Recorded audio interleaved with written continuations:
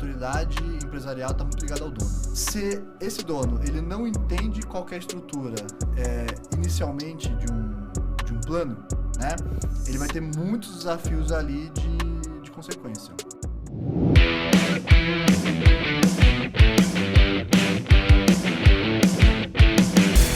Sejam muito bem-vindos a mais um Huntcast, o podcast de negócios que vai ajudar você, empresário, a crescer e escalar suas vendas.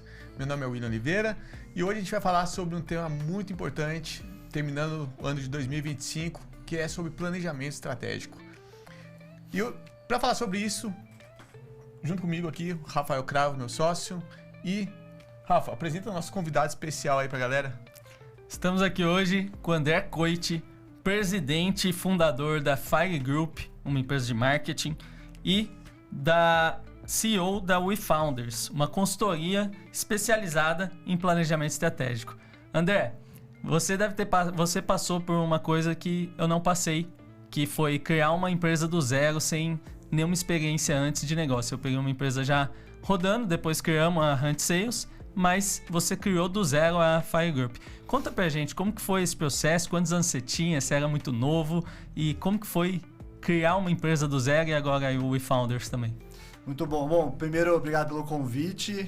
Só fazer uma correçãozinha, a Fire, na verdade, era marketing, ela iniciou, na verdade, com esse contexto, e aí a gente foi alavancando vertentes, né? Então, a gente tem hoje, executamos hoje algumas unidades de negócio, a gente vai falar um pouquinho de BU, né? E aí explicar tecnicamente como funciona depois, mas a gente foi criando essas execuções, hoje a gente chama então de ecossistema de solução empresarial, né? Inclusive a WeFounders ela veio disso, tá? Só para quem não me conhece, eu sou futuro pai da Heloísa, né? Tenho 34 anos, um cara apaixonado por esporte, alimentação, gosto muito de alta performance, né? Eu até meus 15 anos joguei futebol profissional, quase profissional, né? E depois a gente continua nessa pegada, tá? Bom, acho que criar um negócio do zero, cara, existem algumas alavancas, né? E quando a gente tem algumas oportunidades, o que eu sempre falo para todo dono quando chega lá é de entender que o seu negócio principal não é o mercado que você atua, né? Então, quando a gente montou a Fire, a minha imaginação, na verdade, era em 3, 4 anos nos tornar o que a gente é hoje, né? Apesar de começar como Up, que era a única unidade de negócio, a gente já chamava de grupo. Então, acho que a grande sacada que o dono tem que ter para montar novos negócios e começar do zero é entender que o mercado unilateral, ou aqueles que estão ao lado dele, né, te dá muito mais oportunidade, que é o caso hoje de WF, que a gente vai falar um pouquinho mais à frente, né? A minha visão é que um dono que consegue enxergar boas oportunidades, ele tem à frente, na verdade, um oceano não azul, né, mas com várias alavancas maiores do que ele tem hoje, né? E é claro, né, vocês muito bem sabem que começar um negócio do zero é sempre desafiador, né? A minha visão como maturidade organizacional de 1 a 2 anos é onde o dono realmente precisa estar lá operando. Foco disso, obviamente, de 3, 4 anos, quando você tem mais gente embaixo, né? É você conseguir criar uma estrutura para começar a olhar para a parte tática, né? Não ainda estratégica. A maioria dos donos chegam lá e falam, cara, eu quero sair do operacional hoje. Não, você não vai sair, né? Você vai continuar até o seu negócio ele criar uma resistência, uma base de gente principalmente, né? E depois tudo isso ajuda, na verdade, a organizar as estruturas. E você falou ali, né, que vocês já pensavam como grupo. Quando você criou os seus negócios, você já tinha um planejamento para eles? Ou foi aquela máxima do empreendedor que sai fazendo, quando vê já está com o negócio rodando? É mentira se o cara falar que é tudo planejado, né? A verdade é que a gente, com a nossa cabeça empreendedora, né? E aquela cabeça que às vezes até atrapalha o negócio, porque você vai buscando outras oportunidades que às vezes nem é nenhum momento seu de vida e etc, né? Então, a Fire, na verdade, eu já tive vários negócios. Eu lembro que 8, 7 anos atrás, né? Eu passava em vários escritórios. Então, a gente ia pro escritório de manhã de um negócio, à tarde de outro, isso era segunda-feira, aí tinha um outro escritório terça-feira, por conta do outro negócio, ia para São Paulo porque representava uma empresa lá. Então, essa foi minha vida durante uns 5, 6 anos, né? Só que foi uma construção que eu tive profissional muito forte, por conta do tanto desafio que eu tive nesse processo, né? Então, antes de Fire, eu tinha uma franquia, que era uma franquia lá de Mogi, de digital, etc., onde ela nos proporcionou, na verdade, o mercado de Fire lá em 2020, né? Lembrando que quando a gente nasceu na pandemia. Então, a gente abriu o escritório no Aquarius, janeiro de 2020, fevereiro para março fecha tudo, né? Então, foi um momento super desafiador, mas a gente alavancou o faturamento e crescimento muito rápido. Por algumas razões. A principal, porque a gente já teve outros negócios, né? Então, essas outras execuções, essas outras experiências e tal, elas nos deram essas oportunidades de crescimento, né? Então, como planejamento, hoje a gente tem, né? Mas porque a gente já tem base, a gente já tem um time, já tem uma estrutura até de uma pessoa que cuida, vou falar um pouquinho mais à frente, de todas as nossas bases operacionais. Então a gente senta todo santo ano, de setembro inicialmente, para falar do terceiro e do quarto quarter, pro próximo ano, né? Seria, na verdade, muito maravilhoso se alguém conseguisse fazer isso todo ano, né? Ou se fosse montar um negócio totalmente planejado, como foi WF, né? Agora, o cara que está empreendendo ou está começando, sei lá, o cara é CLT, talvez ele... Agora eu quero montar alguma coisa. O desafio que ele vai ter para planejar é muito grande, porque, primeiro, falta de conhecimento, né? Segundo, porque ele não criou ali aquela resistência, aquela casca ali de errar. E o terceiro, que o planejamento estratégico ele tem um caminho para seguir, né? Você tem alguns pilares, você tem algumas vertentes, você tem várias situações técnicas. E um dono que nunca viu, ele com certeza não vai saber executar bem. Legal. Vai sair fazendo. E uma coisa que eu vejo é que muitas vezes o empreendedor ele tem dificuldade de organizar as ideias dele, né? E a WeFounders, ela nasce para ajudar também aquela pessoa que está começando a colocar isso no papel e planejar o negócio, ou ela é mais para empresas que já estão estruturadas ali e já precisam ter um passo adiante? A gente gosta de falar sobre maturidade de negócio. Então, para mim, a maturidade empresarial está muito ligada ao dono, né? Hoje eu faço dezenas de reuniões só com donos. Então, como a minha operação não é mais de Fire, hoje o Pedro e a Fabi que cuida dessa base, todas as minhas reuniões no dia, ou na agenda, ou na semana, é com dono.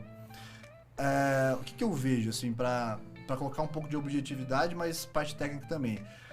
Se esse dono ele não entende qual que é a estrutura inicialmente de um plano, né, ele vai ter muitos desafios ali de consequência.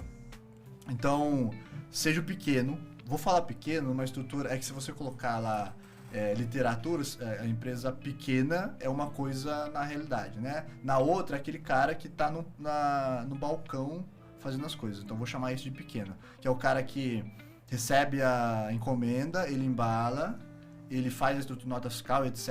e faz a logística. Então, esse cara é o pequeno, tá? E daqui 3, 4 meses ele tem um assistente lá para ajudar ele. Esse cara ele não tem tempo de pensar em planejamento, né? Quando você vai falar de OKR, BSC ou o próprio PDCA, o cara vai falar assim, cara, eu não tenho tempo nem de ligar para minha esposa. Então, você tem alguns pilares para serem executados para esse perfil, né? Eu costumo dizer que o cara que nunca empreendeu, ele vai lá para conversar comigo, a primeira coisa bate 10, 20, 30 mil de faturamento. Mesmo desorganizado. Por quê? Porque isso vai dar um pouco da resistência que ele precisa criar, seja contratar um funcionário, seja ir para um espaço físico, se ele for só online, etc, né? O nosso público não é esse hoje, tá? O nosso público ele é o médio empresário. Então, claro que a gente tem empresas menores que a gente atua lá, mas a gente está falando de 10 a 15 colaboradores, né? 50, 60, etc. Esse cara ele já tem uma estrutura de maturidade, é o dono que eu tô falando, né? Não 100% dela, mas a maioria. Quando a gente entra em um negócio de estruturação, como esse modelo, a gente percebe que a falha, na verdade, é a falha de delegar só. Então começa um outro assunto aqui. Se eu tenho uma estrutura muito pequena e eu não tenho braços para fazer, eu costumo executar. normal, faz parte do processo. Qual que é o maior desafio que eu vejo 100% dos donos? Ele vai ficar com essa mentalidade durante uns 5, 6 anos. Só que pra mim, tá? No terceiro e no quarto, ele não deveria mais fazer isso. Então, eu saí da minha cadeira de Fire no terceiro para quarto ano. Então, claro, você tem alguns desafios de criar a pessoa de baixo, você tem alguns desafios ali que você vão ser desafios constantes, né? O ponto principal se no quinto, no sexto, no sétimo ano esse dono ele não aprende a fazer isso, cara, pode ser o melhor planejamento estratégico da vida do cara, não vai executar. Por quê? Porque todas as demandas de OKR, todas as demandas de resultado-chave vai ficar na mão dele, né? Então ele vai entrar na empresa dele, ele vai ligar todos os computadores, ele vai ligar todos os ar-condicionados e vai fazer tudo no dia. E aí quando você tem um planejamento para você tirar esse cara da operação desse formato, ele não quer sair. Né? Porque aquela famosa frase que pra mim não funciona, que é o olho do dono engorda. Eu sei que engorda até certo ponto, né? No restante não. Então, eu vejo esses desafios. Tá? Uma empresa maior, vamos falar de 200 colaboradores a mais ou 300, já tem um sistema de compliance, uma organização corporativa muito maior, né? Uma governança, principalmente por hierarquia, mas você vê muito desafio ainda, principalmente operacional. Né? Que as escalas ficam maiores, os valores ficam maiores, os faturamentos ficam maiores, e aí você tem um desafio de gente, né? Quem que opera isso, né? Como que você contrata, e aí tudo isso a gente já sabe qual que é o desafio. Você falou de algumas metodologias aí, né? OKR, Matriz BCG. Explica um pouco para o pessoal que está ouvindo, que ainda nunca ouviu falar nesses termos, o que é um OKR, o que é uma Matriz BCG, o que são essas metodologias e por que é importante ter isso na empresa? Boa, dentro de um planejamento a gente utiliza, na verdade, vou focar nisso de novo, em cima do quanto que o dono ele tem de conhecimento técnico, né? Não adianta a gente fazer um Balance Scorecard, que é um modelo de acompanhamento pro plano, se a empresa nunca fez, né? Então, o que a gente tem um arsenal lá de 67 ferramentas para fazer um acompanhamento. Então, esses acompanhamentos, eles fazem parte do processo, né? De maneira geral, na literatura, ou até como a gente executa com empresas média para maiores, necessariamente você vai ter ferramentas ao longo do processo. Então, você vai implementando elas ao longo do caminho. Quando a gente faz revisão de quarter, então um quarter, janeiro, fevereiro, março, você consegue alocar, dependendo do tamanho da estrutura, 3, 4, 5 ferramentas, né? A OKR em si, Objectives, Key Results, basicamente você criar uma atividade macro, né? Listar as atividades micros que você vai precisar alcançar com o seu time, etc. E delegar isso se você tiver time operacional, né? As demais ferramentas, a gente está acostumado a dizer que são ferramentas mais de visualização, né? Ou seja, se você criar uma BCG, um SWOT, que é simples pra caramba, mas tem um valor gigantesco que o pessoal não usa, né? Você vai dar a visão estrutural, só isso, né?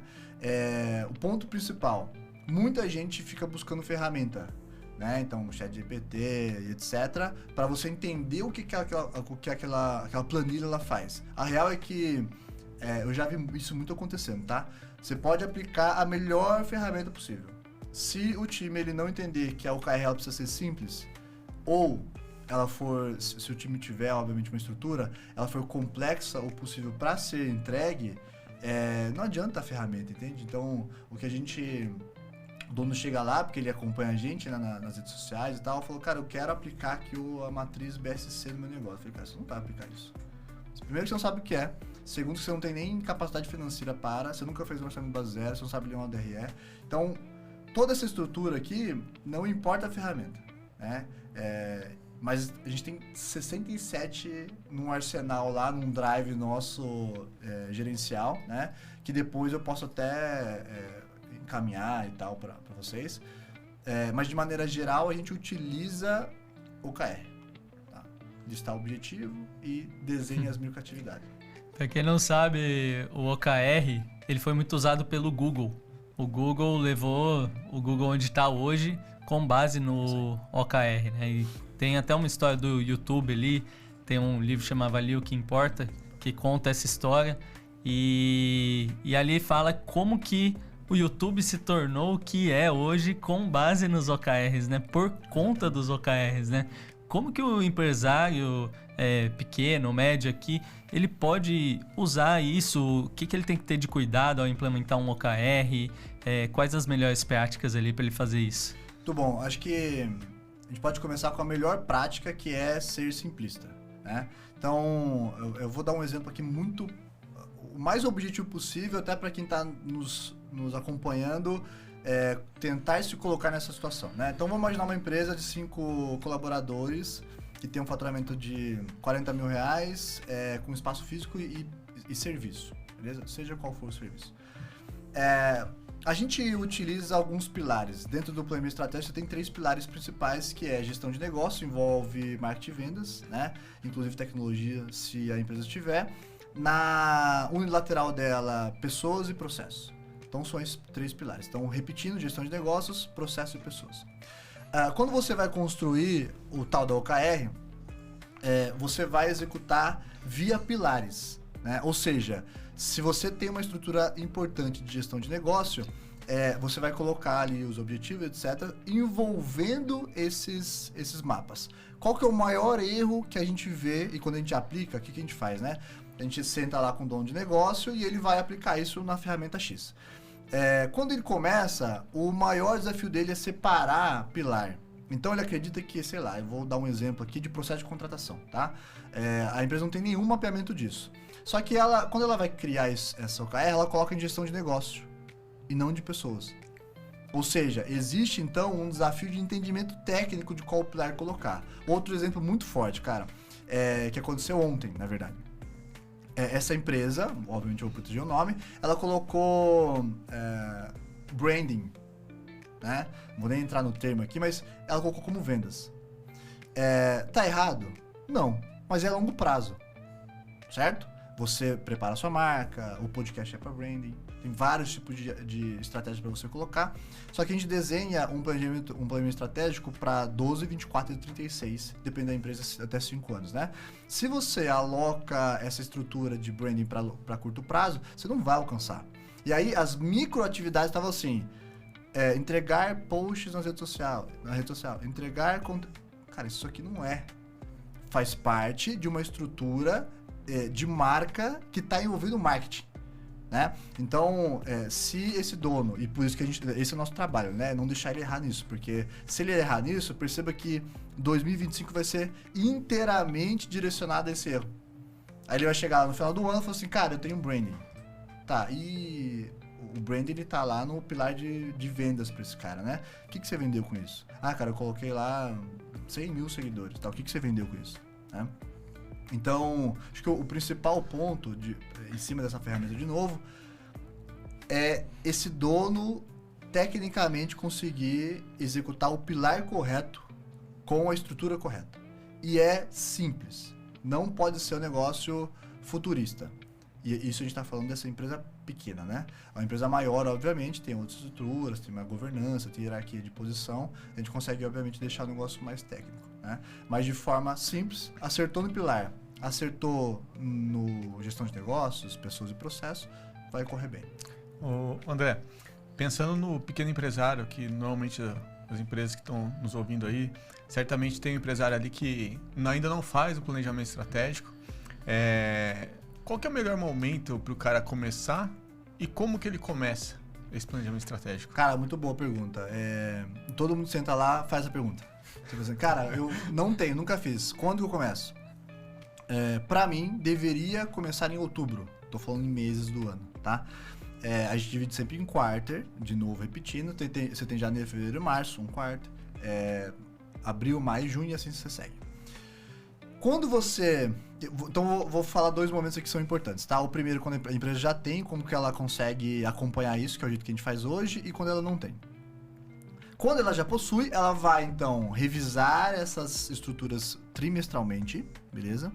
E aí ela vai alocar, seja ela qual for a metodologia, entender se as metas vão ser batidas em cima das microatividades. É isso. Quando você tem um time um pouco mais maduro, tecnicamente, o que vai acontecer? Você senta lá com 4 pessoas do seu time, hoje... Eu vou contar a nossa história, que é assim, né? Você senta lá com 5 pessoas, sêniores. São pessoas que construíram um negócio, né? E quando essas pessoas elas sentam, elas não estão falando de um negócio muito micro, né? Você olha lá na nossa plataforma do Notion, é só atividade macro. Porque o micro, cada um é responsável por fazer, né? Se eu tô lá, André, que sou o proprietário, não entrego 2 ou 3 demandas que estão sobre a minha execução, claramente o time não vai conseguir fazer. Então, se a empresa já possui, a gente inicia então a revisão trimestral e o que acontece é que durante o ano você vai alterar os objetivos e faz parte. Só não altera a visão do negócio, né? André, mas pode mudar? Eu acho que pode mudar, só que você não vai completamente mudar a estrutura, você vai só alterar alguns pontos. Quando a empresa não tem, eu iniciaria novembro.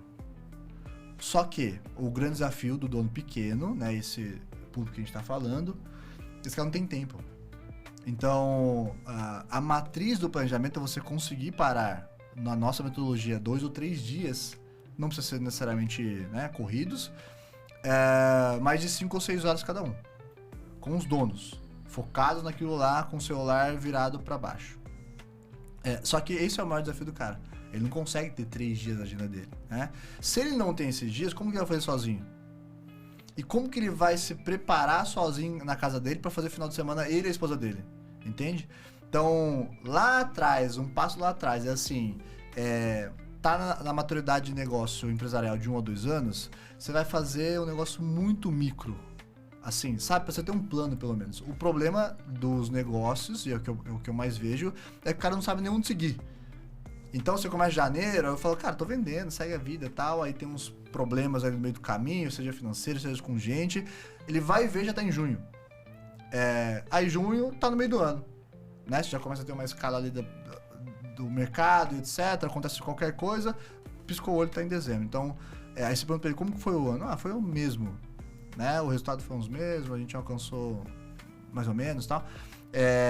Simplesmente por não ter plano, né? Então, de maneira muito objetiva, empresa, 5 colaboradores, o dono super operacional, começa em outubro, novembro, tenta colocar o seu time na sala, juntos ali, 1 ou 2 pessoas, para definir isso com você. Reforço, pessoas que você confia, não adianta trazer uma pessoa que você fala, cara, que ela não tá muito no time. Esse é um erro que eu já cometi também. E aí, ao longo desses 2 meses, né? Dezembro, principalmente, que dezembro é muito curto, você vai ali trabalhando. Busca uma das ferramentas no máximo, não queira colocar mais do que isso e revisa o plano, na verdade, continuamente no próximo ano. Então, de maneira geral, esse é um caminho.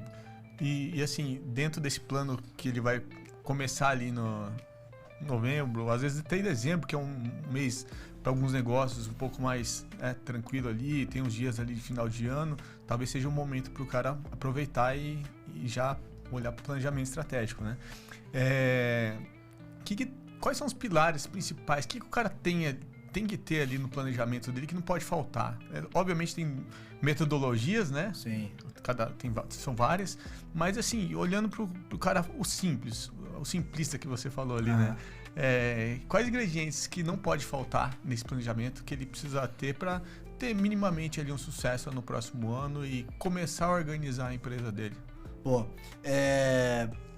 assim como a gente tem o arsenal de ferramentas, a gente coloca teoricamente 27 itens, tá? Claramente a gente não vai comentar sobre todos, mas vamos falar de novo da empresa pequena, não tô falando de uma empresa já com governança, tá? Código de cultura, regra de conduta, organograma matricial e hierárquico, definições de fluxograma, falando de processo, né? E contratação. E aí, a contratação eu sei que eu vou precisar daqui 3 meses. E normalmente o que acontece, em 100% dos casos, é que essas empresas não têm o atalho para isso. Ou seja, ela não tem a base ali de pessoas para começar a fazer uma entrevista, né? Surgiu a vaga? Cara, chama lá a pessoa, vê se ela tá minimamente ok para começar e seguir a vida. De todas as empresas que a gente já apoiou e apoia hoje, eu vou falar 90%, tá? eu vou falar 95% porque é maior, 95% delas não tem processo de contratação. Então, vou repetir lá naqueles pilares, né? Em gestão de negócios, cultura, código, etc. Em processos, minimamente um fluxograma. Tem várias metodologias para executar, né? O fluxograma nada mais é do que você colocar ações em contatos horizontais, né? E fazer com que as pessoas só sigam depois. Pode ser visual, pode ser via plataforma, a gente usa o Notion com o Miro, né? E em pessoas, contratação. Depende muito aonde a empresa já está, a gente aloca a agenda de desenvolvimento, né? Você pode fazer via PDI, você pode fazer via várias outras formatações, mas a gente deixa isso o mais simplista possível, né? Coloca lá no Notion mesmo um acompanhamento durante 6 meses, 8 meses, que essa pessoa ela vai, vou imaginar que a gente está aqui nós três, eu sou o sócio, nós somos sócios e a gente vai desenvolver um colaborador aqui. A gente chama essa pessoa e fala, ó, aqui está uma agenda de desenvolvimento analisada por nós, né? Mercado, etc. E aí o Rafa, etc., vai te acompanhar nesse processo. 99% das empresas não tem isso aqui. Ou seja, quando a pessoa lá entra, ela já entra de forma errada, né? Então, se não tem um processo de contratação, você vai contratar qualquer um de mercado.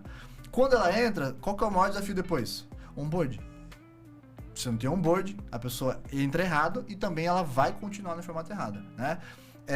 Se ela não tem onboard, ela não tem uma pessoa que acompanhe. E aí essa pessoa que acompanha, se ela não tiver treinado para fazer isso, vai ter um problema ali, obviamente, de engajamento e um monte de coisa, né? Então, esses são os pilares. São, na verdade, os itens mais simplistas, obviamente, né? Tem muito mais contexto se a gente quiser entrar. Mas, de maneira geral, é o que eu vejo o que uma empresa pequena deveria fazer. Show de bola. E falando ali, voltando um pouquinho no tema de OKR, né? Depois que você implementou, se você acertou aquela primeira parte ali de definir bem os OKRs, como que é o acompanhamento disso, as rotinas depois? O que o empresário precisa ter cuidado para na rotina ali não errar e se perder? Que às vezes ele faz aquele planejamento, define as metas, mas aí vai ver daqui 2 meses ali já esqueceu tudo. Cara, você tocou, acho que no ponto principal do planejamento estratégico, que é acompanhamento, né? A empresa ela se perde por conta do dia a dia operacional, né? E se o gestor... Primeiro que assim, a gente tem que definir quem é o gestor principal pro OKR, né? Então, quem vai direcionar? A pessoa que direciona, muito provável a pessoa que acompanha. Só que ela pode delegar isso para alguém também, tá? Então, a gente vai falar sempre esse público de 5 colaboradores para ficar um negócio mais objetivo. Quais são os pontos? O acompanhamento é o segredo de qualquer planejamento, tá? Se você consegue fazer isso, essa revisão trimestral, você já está acompanhando muito bem. O que acontece normalmente é que as empresas elas fazem, sei lá, em dezembro, né? Janeiro, fevereiro, março, até o meio do ano não aconteceu nada, e dezembro ela vai rever o que fez só no ano passado. Ou seja, você já perdeu muita coisa ao longo do caminho. Rituais que a gente sempre coloca. Primeiro, se a empresa, 2 sócios, uma empresa normal, familiar, ela não tem uma rotina de reunião, a gente vai implementar. Rotinas padrões. Reunião semanal de diretoria ou reunião semanal de dono, do jeito que você quiser chamar, de gestão. All hands. Então, todos os meses, alguém vai lá, né, pode ser o diretor, etc., comunica como foram as metas e os resultados, tanto do mês passado como à frente. Feedback, principalmente, mas aí eu tô falando um feedback não só direcionado ali one-on-one, mas outros tipos de feedback sobre resultados mensuráveis, né? E uma reunião só de acompanhamento de planejamento estratégico. Padrão 2 horas, 1 hora é o que foi feito e como, qual foi o resultado que foi alcançado, e daqui pra frente o que vai ser. Essa é a estrutura, tá? Se não tivesse acompanhamento, nada acontece. Então, o que a gente não pode delegar a uma pessoa se ela não consegue acompanhar ou não sabe fazer isso tecnicamente, vai dar problema. Esse foi um erro que eu já cometi também, né? Lá atrás, se tudo vai ficar na mão do dono, cara, não vai executar. Então, reforço, né? Colocar lá no pilar de gestão de negócio, rituais e rotinas de gestão, que são basicamente as reuniões que a gente está falando aqui agora. Teve reunião, teve acompanhamento, teve elaboração ali, sabe, de relatório. Uma coisa importante, cara, que a gente não comenta muito, é sobre documentação, né? Hoje as empresas não utilizam um relatório ou não utilizam um documento para se autogerenciar ali, né? E você tem hoje só talvez um histórico no WhatsApp ou em qualquer ferramenta de comunicação, né? Isso é um desafio. Então, o modelo correto seria você ter uma pessoa para direcionar, uma pessoa para delegar e acompanhar todas essas reuniões.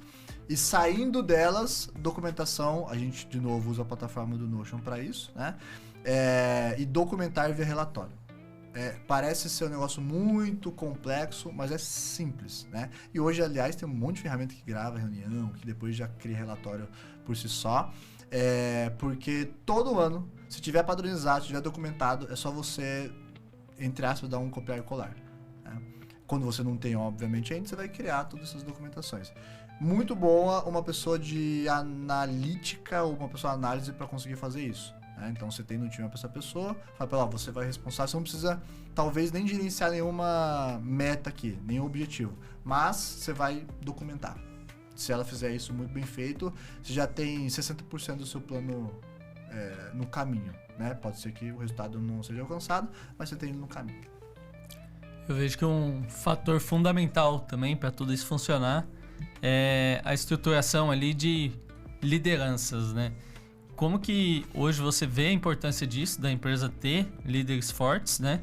Que estão com a cultura alinhada. Eu falo isso porque a gente já passou por muitos desafios, imagino que você também, de ter ali uma liderança que às vezes não está tão adequada. E aí, quando você acerta num líder, parece que tudo flui muito mais fácil, né? Como que você vê isso e a importância para o planejamento? Complementando o que o Rafa falou, né? Que basicamente você vai lá, os donos criam um plano estratégico, fazem todo o planejamento, mas como que a gente faz com que isso chegue lá na ponta? Então, a gente precisa muito da liderança para isso, né? Cara, fora, eu acho que todos os itens, né, que a gente já comentou de importância, se você colocar num cronograma, a gente está indo já para como você cria a dissolução disso, né? Que basicamente você tem um plano, agora precisa executar. Errar em liderança é errar em qualquer direção do seu negócio. Então, o que eu sempre comento para todo mundo? Se a empresa ela tem, vamos imaginar que ela tem 2 sócios com 5 pessoas, e eu não tenho líder ainda, não traz.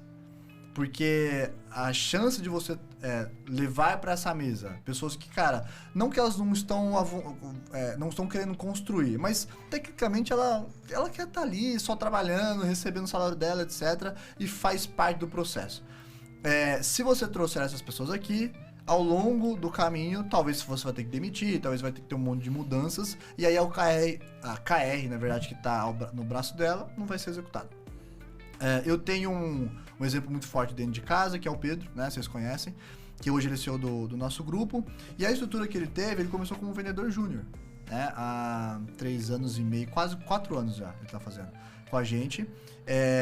E a estrutura que eu tive com ele foi, cara, senta aqui do meu lado. Eu costumo dizer também que eu não sou o gestor mais fácil de lidar, porque como eu já tenho uma experiência de mercado, com vários desafios já na bolsa, a gente com muita intuição, a gente sabe o que vai acontecer, né? Então a gente tá vendo um caminho ali, que aquele caminho não é ideal, a gente sabe o que vai acontecer possivelmente. Se não souber, a gente liga pra alguém e fala, cara, tô nessa situação, me ajuda, e eu tenho uma ponte forte com muitos empresários, então eu consigo fazer isso. Eu sentei com ele em algumas vezes, falei, cara, ó, eu tenho um único combinado contigo, eu vou pegar muito no seu pé. Só que, você é um menino novo, na época ele tinha 26, 27, ele já tem quase 30, né? Eu falei, você vai possivelmente ter a maior oportunidade da sua vida, só que não vai ser fácil. Então, eu sempre trabalhei muito também, né? Tô falando em horários, hoje a gente muda um pouco do nosso processo, mas ficava no escritório até 9, 10 da noite e tal. Isso é um combinado, né? E eu falei pra ele, ó, eu vou me doar aqui pra te entregar o que for necessário, e do outro lado eu preciso do mesmo jeito. Tá? A gente está numa empresa, num negócio que está em crescimento, que está em alavanca e tal, não vai ser fácil. Você vai precisar demitir, você vai precisar contratar pra caramba, você vai precisar... cara, vai ter dias que vai ser insuportável, vai ter dias que são legais, mas a maioria dos dias você vai chegar na sua casa não entendendo qual caminho você vai seguir, beleza? Isso durante 2 anos. Se passar os 2 anos, você já tem uma formatação legal. Então, acho que a primeira coisa pra gente pensar em identificar uma pessoa dessa é valor dentro de casa. É você tentar buscar realmente essa família, né? De onde que é, qual criação, o que elas fizeram, etc. E aí, se reconhecer que isso está interligado ao seu valor também interno, vai funcionar. Eu já errei nisso e foi um erro não vou falar de liderança, mas talvez de acompanhamento, né? Só que eu não errei no acompanhamento, eu errei em falar que aquela pessoa ia ser minha líder.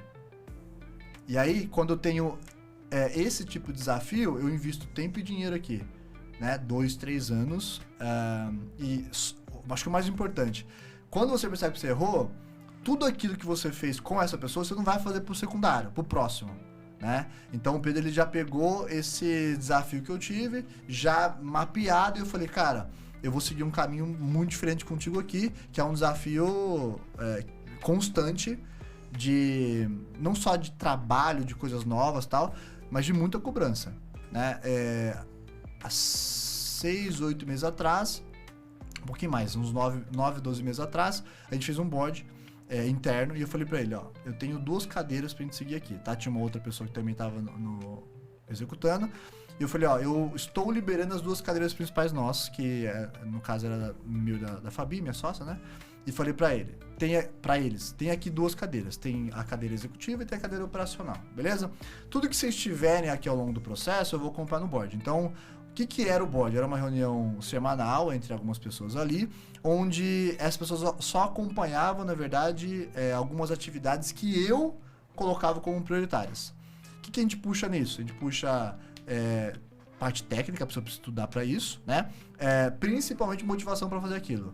Então, ao longo do processo, a gente foi mapeando essas 2 pessoas que estavam nesse grupo, e o Pedro teve uma alavanca muito forte de resultado. Né? De falar, cara, era a pessoa que chegava mais cedo, era a pessoa que trabalhava sei lá quantas horas por dia, se dedicava muito àquilo, estudava muito para isso, me mandava mensagem direto, a gente falava por telefone 1 ou 2 horas direto. E aí essa condição muito forte durante 2 anos criou ele, né? Então, hoje eu tenho zero desafio de relacionamento, é um cara que, cara, a gente tava falando ontem sobre isso também, qualquer problema pessoal, etc, né? Ele tá viajando, tá na Argentina, todo ano ele vai pra lá, mas a gente cuida um do outro como realmente fosse os meus irmãos, né? Como eu cuido da Fabi, que apesar de ser a minha irmã e sócia, a gente tem um profissionalismo muito grande, né? É CNPJ e tem que ser criado dessa forma. Então, esse item de liderança ou agenda para criar uma pessoa, para mim, é do dono. Se direcionar isso para um RH ou para uma outra pessoa, a chance vai ser bem grande de dar errado. Só que, se o dono ele estiver ali com a barriga no balcão, ele não faz. Então, você vê que tem um paralelo, você tem um desafio para fazer, né? Você tá ali no dia e você precisa fazer isso. Então, aí é a grande sacada. Com 2 sócios você consegue fazer. Ó, cuida dessa parte, que é o meu combinado com a Fabi, cuida dessa parte, cuida dessa todas as outras, beleza? Só que aqui eu não consigo operar, porque eu vou cuidar das pessoas, eu vou desenvolver um bom líder pra gente, etc, e vou montar outras empresas pro nosso grupo, beleza? Só que eu não quero saber de receber mensagem no WhatsApp de qualquer coisa operacional. Então, combinado? Então, beleza? Beleza. Então, foi basicamente isso que aconteceu. Quando o Pedro assumiu, a gente deve fazer 1 ano, um pouquinho menos que 1 ano, ele já estava muito pronto, né? Ele já estava ali já direcionado, já tinha sofrido um monte de problema, tinha alcançado vários resultados, para crescimento é bom, não tô falando só ganhos salariais, né? Mas de vida mesmo, é um cara, uma construção muito maior hoje, né?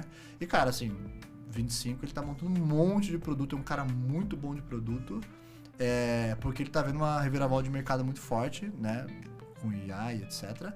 E tá buscando essas outras vertentes. Mas a gente já fez isso junto, né? A gente olhou para alguns negócios, falei, cara, o que você acha de entrar aqui? Qual produto você acha que dá pra gente colocar aqui? E aí essa experiência já foi construída, né? Então a gente tá acostumado a dizer que o passo seguinte ali, cara, não é difícil de dar pra gente, porque possivelmente a gente já passou, né? E se não passou ainda, eu ligo pra alguém e falo, cara, você é maior do que eu, você já passou por isso, você empreende já muito mais tempo do que... O que vai acontecer aqui? Se eu tomar essa posição, né? Que talvez eu vou colher de resultado positivo e negativo. Mas é um grande segredo, cara. Acho que uma empresa de 3 anos, 4 anos, tem que ter um cara desse. porque senão o dono ele vai sofrer, com certeza. Legal. E você falou de um ponto que eu acho que é muito importante ressaltar, que é o alinhamento. Por muito tempo eu demorei para perceber o tamanho da importância que é um bom alinhamento de expectativa. E muitas vezes em contratações ali, às vezes você quer falar de um jeito mais mágico ali do seu negócio, e aí geralmente é onde dá o problema, né? Porque eu vejo que você tem que ser muito transparente, falar dos problemas que seu negócio tem quando você vai contratar uma pessoa também, e alinhar tudo que você espera dela, porque aí a pessoa chega até mais motivada, e aquela que não está alinhada com a cultura, provavelmente ela vai falar, arrumei outra coisa, não tô mais afim, ou então nem vai entrar, né? Isso não é pra mim. Não vai entrar, né? É. E eu vejo que quando você tem um bom alinhamento, que é o que você fez com o Pedro, né? Tanto na contratação quanto depois também, né? O que você espera das pessoas, cara, tudo fica mais fácil, as pessoas ficam mais motivadas, elas entendem o contexto, né? Eu acho que o grande segredo até do nosso negócio é transparência.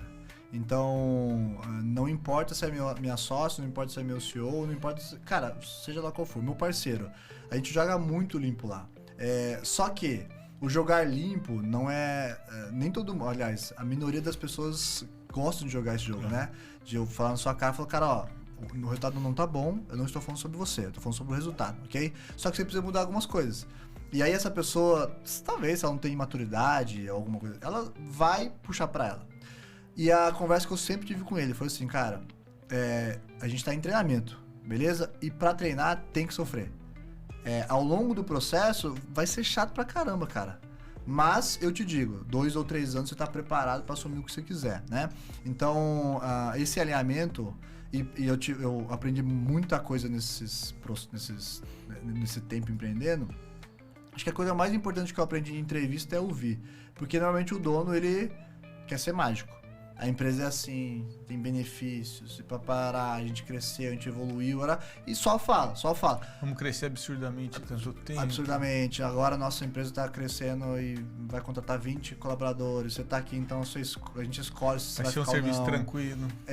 Sabe? Tá tudo operacional, bonitinho. Que é importante trazer também, né? Esse ponto do sonho, da onde a empresa tá indo, mas você também tem que trazer o outro lado, né? Exato, porque sabe uma sacada que a gente teve, e acho que até as pessoas que estão acompanhando, elas conseguem fazer. Existem ferramentas para você, hoje, entregar muito mais do seu bastidor, e a empresa, o colaborador, o futuro colaborador, ele já vai muito mais pronto para aquilo. Então, a rede social é uma delas, né? Mas existem outras ferramentas também. E o que eu acho importante, cara? A gente conseguir entregar o máximo de verdade de bastidor, né? Ok, acaba mapeando algumas coisas porque faz parte do processo, né? Mas o novo colaborador que ele tá ali já propenso a mandar um currículo, etc., ele já conhece o jeitão da empresa. Então não adianta a gente falar assim, você tá numa empresa de consultoria, você tá na WF, aqui a gente tá falando de planejamento estratégico, junto a sei lá quantos donos, a gente tem uma comunidade de dono, e aí esses donos, eles são donos grandes, etc. Não adianta eu colocar uma pessoa muito fora do meu perfil ou do perfil do negócio, né? A gente não vai criar nenhum estigma aqui, mas você não consegue colocar uma pessoa super operacional ou talvez até da área do digital, que é essa área mais, né, florida, etc. Você não consegue colocar. E essa é uma forma transparente de lidar com gestão, né? Então, a gente vai começar a fazer algumas contratações em WeFounders por conta de relacionamento e CS, etc. A gente tem um perfil para isso. E no nosso código cultura também a gente está disponível se alguém quiser receber depois. Tá muito claro quem que é a gente. E, cara, assusta muito aquilo lá. A pessoa olha e fala, não vou nem pensar. E eu que escrevi, entende? E para tomar decisão, até alguns parceiros, etc., que a gente fez ao longo do processo, né? Ali está. Se você não cumprir, a gente vai tirar. Uhum. Né? Então, eu acho que o grande ponto é, sim, alinhamento de expectativa. Mas a grande força da empresa é transparência. É olhar no seu olho e falar assim, cara, ó, eu gosto de você, ok? Mas o trabalho está horrível. E não vai poder continuar assim. Daqui 3 meses, se continuar, a gente vai ter uma outra conversa e a conversa não vai ser legal, beleza? Só que eu tenho um plano de ação pra você aqui. Tá aqui o plano. Cara, vamos seguir. Vai me chamando. Tô super à disposição aqui pra treinar você. Tô super à disposição pra fazer o que for necessário. mas se tivesse a conversa de novo, não vai existir. Beleza? Tá, lembra do nosso código de cultura, tá aqui. Eu estou fazendo com respeito. Eu tô sendo um cara educado, não tô te xingando, nada disso, mas tô sendo um cara franco, né? E o que tem de empresa que não é assim hoje, cara, é muito forte. E eu vejo também que a maioria das empresas, na hora delas fazerem uma contratação, muitas vezes elas não fazem com base nos valores delas, né? E elas acabam contratando com base na parte técnica. Esquece de fazer perguntas que vão validar se a pessoa realmente tem aquele valor que ela definiu no código de cultura, se ela realmente vive aquilo. E quando você traz uma pessoa que não tem os valores, a gente sabe, né? Vai dar problema. E não sei se você já leu, né? Tem um livro lá do Mito do Empreendedor, que ele fala, né, do cara que é técnico e virou empresário. E a maioria, né? Poucos empresários nasceram empresários, nasceram investidor ali que a gente fala. Mas o empresário, pô, ele era técnico e virou empresário. Aí o cara acha que só a parte técnica vai resolver. E aí ele esquece de olhar para a cultura. Não cria um código de cultura, não tem clareza do propósito da empresa, dos valores da empresa, onde quer chegar. E aí fica olhando para a parte técnica. E aí contrata uma pessoa, pô, o cara é muito bom tecnicamente, né? O currículo do cara, currículo diz qualquer coisa. E aí coloca o cara para trabalhar junto, dá pau, né? Vai dar ruim. Então, eu acho que esse ponto é muito, muito importante, cara, ter clareza ali do código de cultura, fazer a contratação e demissão com base na cultura e não no comportamento técnico. Comportamento técnico é importante, tanto que no nosso processo seletivo a gente primeiramente valida a cultura, valida os valores. A gente tem uma pequena etapa ali rápida para validar minimamente a parte técnica, mas o nosso foco maior está na parte comportamental. Cara. E se faz através de perguntas? Através de perguntas. Vai mapeando, ali listando. Por exemplo, vou dar um exemplo prático aqui para o pessoal entender. Um dos nossos valores é o aprendizado contínuo, né? O lifelong learning. Então a gente fala que nós somos eternos aprendizes. Então, para eu validar isso num candidato, o que eu vou perguntar? Vou perguntar o que ele estudou nos últimos anos, nos últimos meses, que livros que ele leu. Então eu já consigo entender se aquela pessoa tem o comportamento que a gente espera.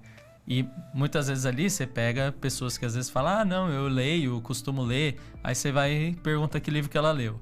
Aí ela cita lá, às vezes ela nem lembra o nome direito do livro, começa a gaguejar já. Pronto. Ela, não, eu não lembro direito o nome, mas é aquele... Então, tá, o que falava no livro então, já que você não lembra o nome? O que você aprendeu nesse livro, o que você aplicou? Aí a pessoa não sabe dizer. Então você já pega ali que não é uma pessoa que vive aquele valor. Sim. E então... Tudo isso são perguntas que você vai fazendo e vai... Aí a gente tem um banco de perguntas para isso já também, para cada um dos valores, né? Legal. E onde a gente consegue ir avaliando ali se ela tem os valores. E depois disso também, aí a gente toma a decisão. Beleza, essa pessoa tem os valores que a gente espera, pelo menos é o que a gente acha, né? Não dá para ter 100% de certeza na entrevista.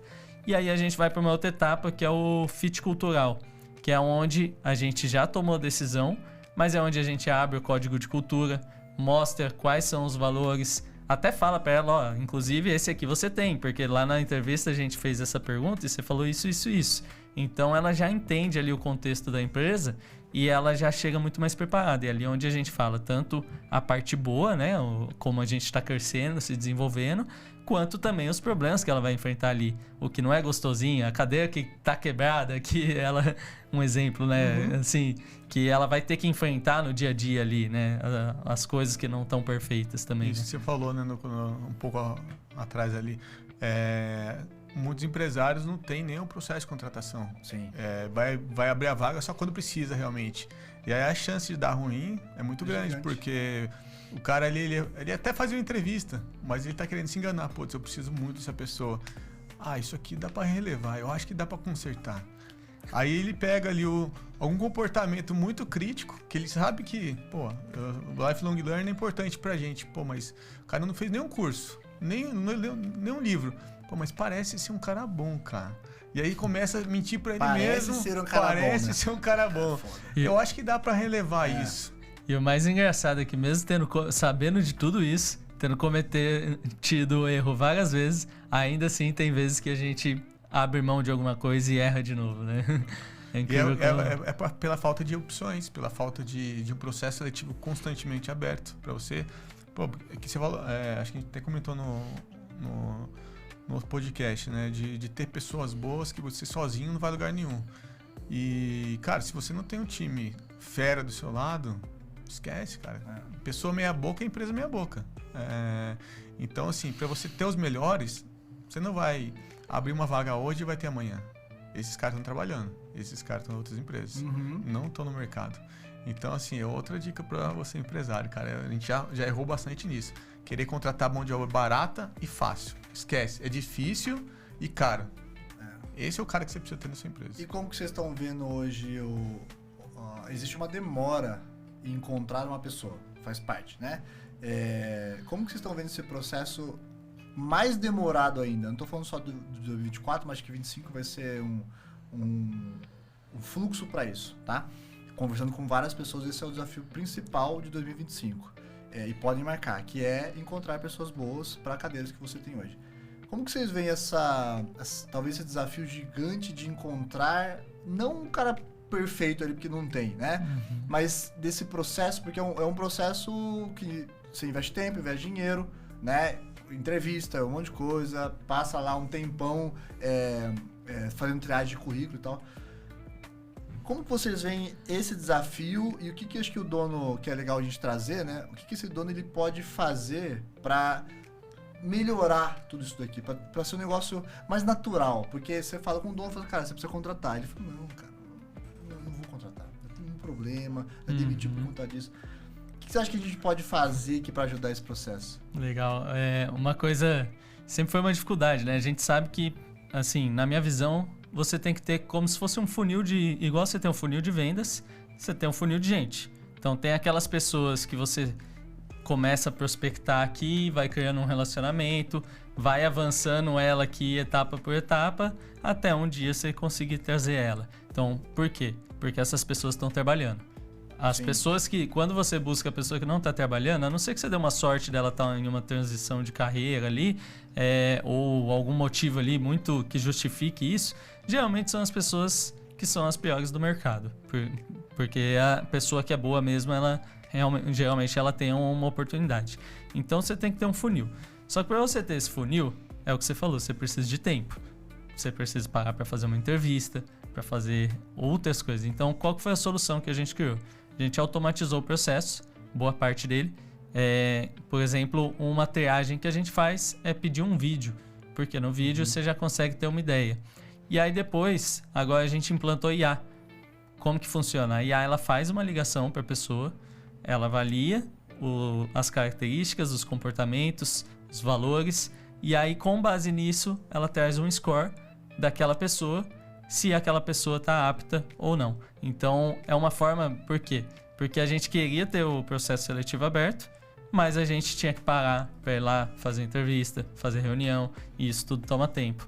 Então, com a IA, não. Com a IA, você consegue ter isso muito mais eficiente. Aí, pintou alguém muito bom ali, opa, vamos trazer porque as pessoas vão gerar resultado. Ou então, se é uma vaga mais técnica, olha, que abrir a vaga, vamos puxar essa pessoa que já está meio que no banco ali, né? Então, isso tudo facilita. Eu vejo assim que a gente tem dois caminhos também que são independentes. Um é para quando você precisa de uma pessoa muito boa, no nível já de maturidade legal, que é basicamente esse processo que o Rafa falou. Processo seletivo constantemente aberto, procurar nos melhores lugares, nas melhores empresas que já, esse cara já tem possibilidade de estar ali trabalhando e ter todo o know-how, conhecimento e características de comportamento que você busca.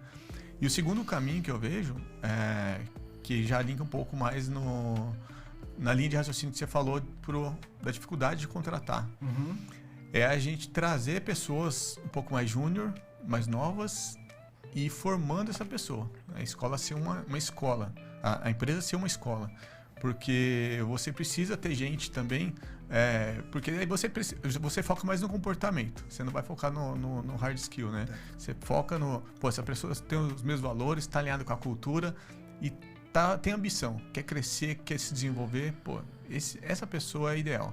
Aí você põe ela para começar na empresa, vai aprendendo, vai se desenvolvendo, 6 meses, 1 ano, aquela pessoa tá ali ajudando, tá apoiando a operação e tá se desenvolvendo. Depois ali de um certo tempo, às vezes 6 meses, às vezes 1 ano, às vezes 3 meses. A gente já pegou casos ali que a gente ficou surpreso com a evolução. E aí você tem uma pessoa pronta, totalmente alinhada, que tá junto com você, tem os valores, tem a cultura e se desenvolveu tecnicamente. Então eu vejo hoje a gente pensa, todas as empresas precisam pensar nesses dois modelos, cara. Você tem um processo seletivo constantemente aberto para atrair os melhores e na outra ponta formando gente, trazendo gente boa, comportamentos, né? E depois formando essa pessoa para... Nessa experiência que vocês estão falando de contratar gente mais nova e treinando, né? É um caminho. Vocês já conseguiram criar um padrão em cima do desenvolvimento? Então, vamos pegar a X pessoa, que ela vai entrar num processo de onboard e tal. Talvez você imagine que ela vai gerar resultado daqui a 6 meses, né? Mas tem empresas também que não tem como esperar isso, obviamente. Vocês conseguiram criar um padrão desse modelo de resultado? Então, obviamente que vocês medem ali, né? O que é uma métrica, o que é um resultado dessa pessoa. Vocês conseguem criar um padrão disso? Exemplo, a pessoa entrou amanhã. Meio que já... Qual que é o caminho dela, por onde ela vai, né? Porque depende muito de comportamento, a pessoa vai ou não vai, etc. Você já consegue mapear. Vocês fizeram meio que um playbook disso? Como que vocês montaram? Tem assim, o processo de onboarding que ela passa, tem os treinamentos que ela tem que fazer, que é como o nosso valor, um dos nossos valores é o Eterno Aprendiz, a gente alinha antes que ela vai ter que estudar. A gente tem, por exemplo, um programa que ela tem que apresentar um livro para toda a equipe. Então, isso tudo é alinhado antes com a pessoa. E aí ela vai se desenvolvendo nisso.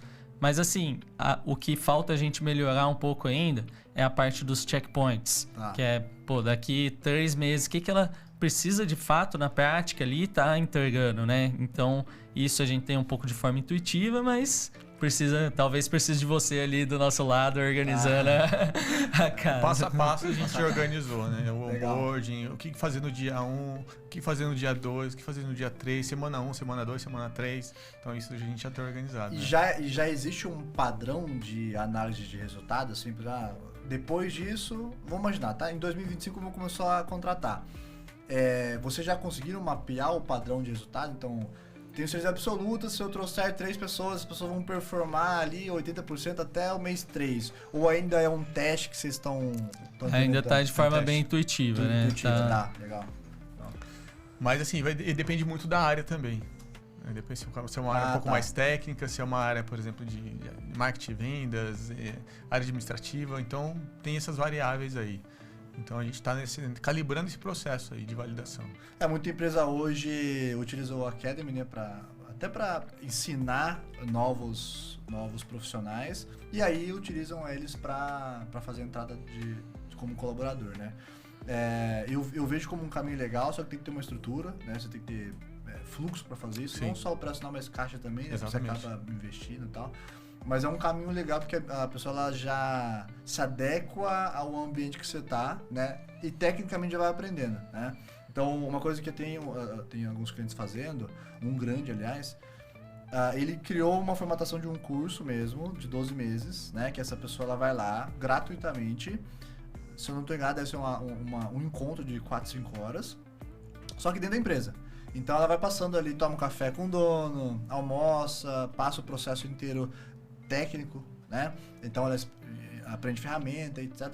Cara, o tanto que isso trouxe de aumento de engajamento do colaborador novo e até da facilidade de contratar novos foi gigantesco, né? Então, para quem está nos ouvindo também, acho que é uma oportunidade de você conseguir já criar a tal da ambiência para esses novos profissionais, né? Mas reforço. A empresa tem que ter tempo para isso, tem que ter uma pessoa só específica para trabalhar isso, né? Tem que ter lá os checkpoints. O que a gente vai conseguir com isso, né? Quem que é o líder principal? O que esse líder vai nos entregar daqui uns 6 meses, né?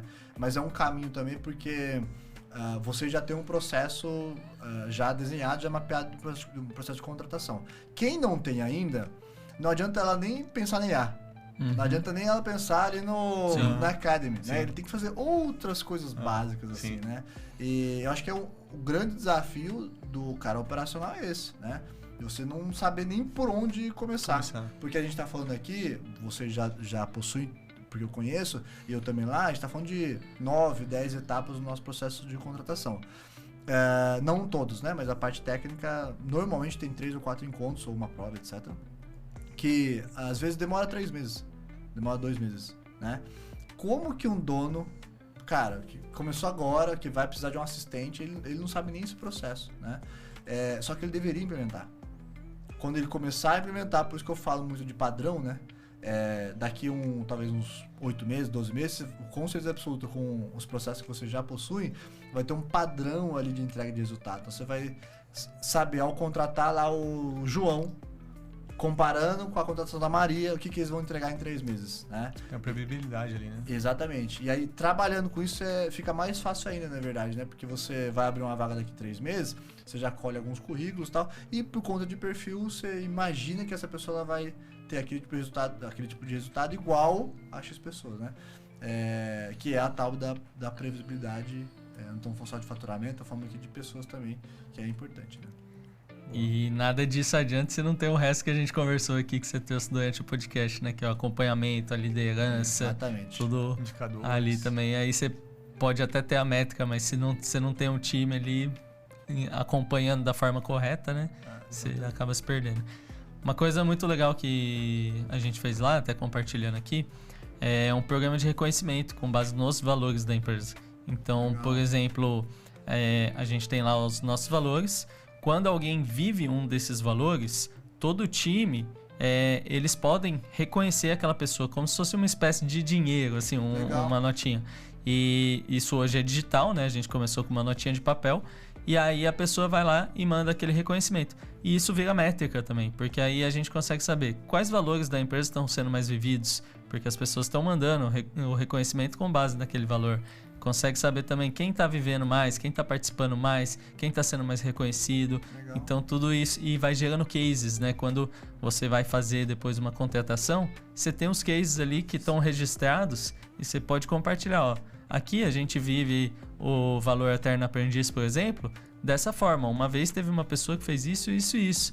Esse outro valor aqui que é a responsabilidade, falar no termo, a gente tem o accountability, e esse valor aqui a pessoa vive dessa forma. Então tem aqueles cases ali para poder orientar quem está entrando também. E você consegue falar de um case real, assim, de que aconteceu e vida real? Ó, tem um case que me veio à cabeça aqui, que isso na MicroAssist, que é a nossa empresa de tecnologia, teve uma pessoa que, ao fazer um suporte rápido, um atendimento rápido ali, ela conseguiu destravar uma venda de um cliente nosso que estava travada ali, que eram de alguns milhões de reais, uma única venda que, se ela demorasse mais, essa pessoa poderia ter perdido essa venda. Então a pessoa fez um elogio para ela, o cliente fez um elogio para ela, e isso depois todo o time viu e mandou a gente ter uma TV. Então, por exemplo, eu não estava sabendo disso, eu só fiquei sabendo porque eu vi na TV. E aí quando eu vi na TV, caramba, olha o impacto que isso tem. E aí são coisas que às vezes o dono nem está sabendo, só que está acontecendo no time. E aí é uma forma de descentralizar essa comunicação e todo mundo ficar sabendo dos pontos fortes ali de cada um. Mas nesse caso foi um valor ou foi um reconhecimento geral, assim? Ou ela atingiu lá um valor que vocês possuem? Foi um valor, porque é um valor senso de dono, né? De você tá olhando, de dono. Legal. Senso de dono, de estar olhando para a experiência do cliente. A gente fala que o cliente é sempre o presidente, né? Até no organograma ali está o cliente como presidente. Então, essa pessoa viveu realmente a nossa cultura. Legal. E o legal falar também que cada valor que ela vive, cada nota que ela recebe, cada elogio que ela recebe, isso vai virando pontos e ela vai acumulando esses pontos. E aí a gente tem 3 roletas de prêmios. Então, ela bateu, 1.000 pontos, ela vai poder girar essa roleta que tem X prêmios. Prêmios um pouco mais simples. Não, eu quero acumular e manter o meu saldo guardado no banco. Vou investir para rodar uma segunda roleta que tem prêmios mais top. Não, eu quero investir e rodar a terceira roleta, que é a nível hard lá, que tem os prêmios mais top ainda. Então, ela pode ir acumulando esses pontos e isso é um estímulo para a pessoa também permanecer na empresa, né? Então, ela está permanecendo vivendo os valores. Então, isso é bom para a pessoa, que ela pode ganhar os prêmios também. Fica um negócio dinâmico, e bom para a empresa que você tem uma pessoa ao longo do tempo acumulando pontos e vivendo a cultura. Então, isso gera uma competição entre os colaboradores? A gente tem o ranking lá, né? Tem o ranking. Que é legal. O ranking é divulgado no mural ali. E aí tá lá as pontuações, né? Fulano tem X pontos, fulano tem X pontos. Competição boa, né? Uma coisa que a gente não tá fazendo, mas que eu preciso inclusive implementar isso, são pequenas competições pontuais. Então, ó, o próximo mês, quem fizer mais, ganhar mais notinhas, vai ter um estímulo a mais, Mais sabe? curto prazo. Então, essas pequenas... Isso eu vejo que é um negócio que funciona muito bem também, quando você coloca ali a curto prazo um desafio, né? Mas o desafio, a lição que a gente tira disso tudo, isso aí é uma das formas de você ter um ritual para você manter a cultura, né? Porque a cultura, você colocar num quadrinho na parede ali, nossos valores são esses, nosso propósito é esse, e ninguém viver. Então, para você que está assistindo a gente aí, crie rituais para acompanhar a vivência da cultura ali, porque a cultura é o dia a dia. É o dia a dia. Se você não tem alguma coisa que estimule a vivência na cultura a cada dia, vai se perder, daqui a pouco se desfigura tudo que você pensou lá no início no código de cultura, né? E o que eu vejo muito, cara, muito, assim, você pergunta pro dono qual que é a sua visão, qual que é, eu não tô nem falando de visão, sabe, missão, visão, nada disso, tô falando, o que você quer daqui a 2 anos, né? Objetivo, né? Não sabe, qual que é a cultura, não tem cultura. Na verdade, você tem a cultura já, né? Logo que você nasceu com o seu negócio, já tem. Uhum. Logo que você contratou um funcionário, você já tem, mas o cara não sabe responder. E pode fazer esse teste com vocês, clientes, etc. Dos 100 que eu falo, cara, 90 jogam qualquer coisa. Minha visão é essa. Eu falo, beleza, mas por que é? Qual a razão disso, né? O que você tá querendo... Onde quer chegar? Não sabe. E aí o cara reclama que o funcionário é ruim. Ele reclama que, sei lá, vou dar um exemplo, né, dessa competição que vocês fazem que é super, super legal, que você não tem engajamento. Claro que você não vai ter engajamento. Por que você está fazendo isso? Né? Você não está fazendo só esse tipo de ação. Você está fazendo alguns outros, né? Uhum. Vocês sentam e param para falar sobre ações de engajamento e de cultura e tal, que é super importante, né? Mas o dono raizão ali, ele não quer saber disso. Né? Dá Aí trabalho, ele né? reclama. Dá trabalho, né? Dá trabalho, né? Pô, tem que desenhar esse negócio, escrever, lá. E na verdade não tem nada a ver disso, né? Quando o cara fala, André, não tenho cultura, não sei pra onde ir. Eu falei, você tem, já tá aí. Já começa essa cultura errada que você já tá Começa criando. no cara reclamando, pode olhar que o seu time tá reclamando também. Absoluta certeza. Essa já é uma cultura. Exatamente. André, e puxando agora pro final aqui, queria que você deixasse uma mensagem, às vezes para o empreendedor que está começando ou para aquele que está passando por algum desafio. O que você deixa de mensagem para esse pessoal que pode impactar a vida deles? Bom, para finalizar, cara, eu gosto muito de falar de dono para dono, né? A WF nasceu para ser uma comunidade de dono.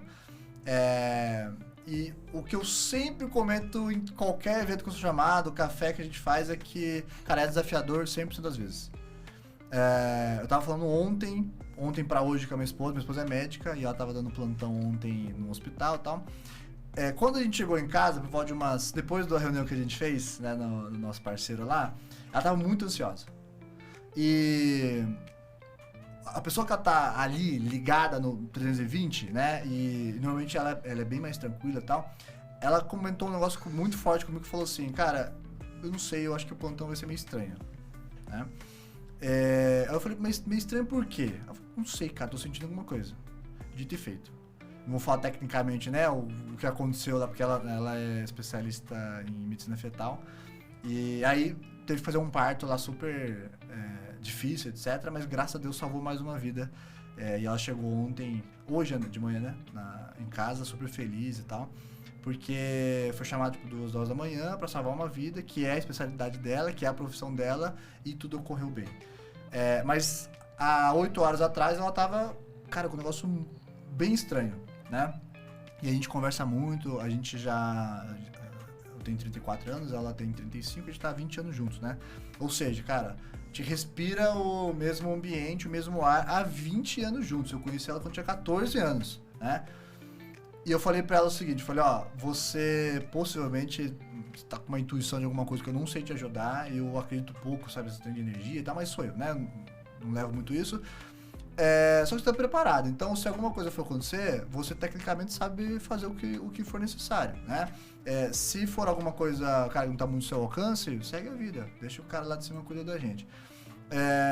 Então, eu fiz uma reflexão muito forte, assim, hoje de manhã, quando ela chegou, porque ela chegou, eu tava treinando, tava nadando, e ela mandou vários áudios, né? Fazendo um reflexo pro dono, pra mim, o maior desafio do dono é o cara que não estuda. é o cara que tá ali no dia a dia, que faz a correria dele, mas ele não estuda. É um cara que não para pra ver um podcast, ler um livro, etc. Eu não tô dizendo pra ler o livro mais difícil, não.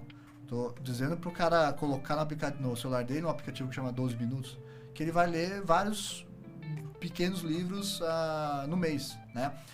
Exemplo, cara, todos os meses eu baixo aqui o relatório, eu consegui ler 34 mini-books no mês, 34, sobre vários assuntos, de finanças a investimento, a alocação de verba, a gestão, etc. Ou tanto de informação que a gente não consegue ter com tudo isso. E tá na palma da mão, você faz em 12 minutos, né?